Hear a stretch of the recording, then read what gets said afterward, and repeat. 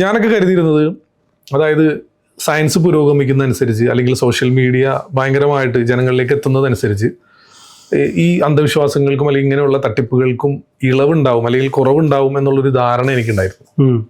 പക്ഷെ അത് തെറ്റാണ് എന്നുള്ളത് എനിക്ക് ഇപ്പോൾ ഈ കാലഘട്ടത്തിൽ എനിക്ക് മനസ്സിലായി. കാരണം ഇന്ന് അത്ര അധികം കൂടെയാണ്. ഇപ്പോൾ ശരിക്കും ട്രിക്സ് എന്ന് പറയുന്ന ചാനലിൽ ഞാനിപ്പോൾ ഒരു കണ്ടന്റ് ചെയ്താൽ അതിനെ ഉപമിക്കേണ്ട എങ്ങനെയാന്ന് വെച്ച് കഴിഞ്ഞാൽ, ഇപ്പോൾ ഒരു എന്താ പറയുക, ഒരു സുനാമി വരുന്നു അല്ലെങ്കിൽ ഒരു കൊടുങ്കാറ്റ് വരുന്നു, എൻ്റെ കയ്യിലുള്ളത് ഒരു മുറമാണ്. ആ മുറം കൊണ്ട് എനിക്ക് തടുക്കാൻ പറ്റുന്നതേ എനിക്ക് തടഞ്ഞു നിർത്താൻ പറ്റുള്ളൂ. അതാണ് ഇപ്പോൾ ട്രിക്സ് ചാനലിന്റെ അവസ്ഥ. കാരണം എന്താ വെച്ച് കഴിഞ്ഞാൽ നമ്മളിപ്പോ ഇവർക്കെതിരെ ഒരുപാടാണ്, പ്രളയം പോലെ വന്നുകൊണ്ടിരിക്കുകയാണ്, അത്രയധികം ആൾ വരുന്നുണ്ട്. അപ്പൊ നമ്മൾ ചെയ്യുന്നതിന് നമുക്ക് പരിമിതി ഉണ്ട്. നമ്മളത് ചെയ്തു കഴിഞ്ഞാൽ നമുക്ക് ഈ സോഷ്യൽ മീഡിയ നിയമങ്ങൾ വെച്ചിട്ട് നമുക്ക് യാതൊരു സപ്പോർട്ടും കിട്ടുന്നില്ല. കാരണം കോപ്പിറൈറ്റിന്റെ ക്ലെയിം പിന്നെ ഇപ്പൊ അറിയാലോ, അതായത് മറ്റുള്ള കണ്ടന്റ് നമ്മൾ ഉപയോഗിക്കാൻ പാടില്ല.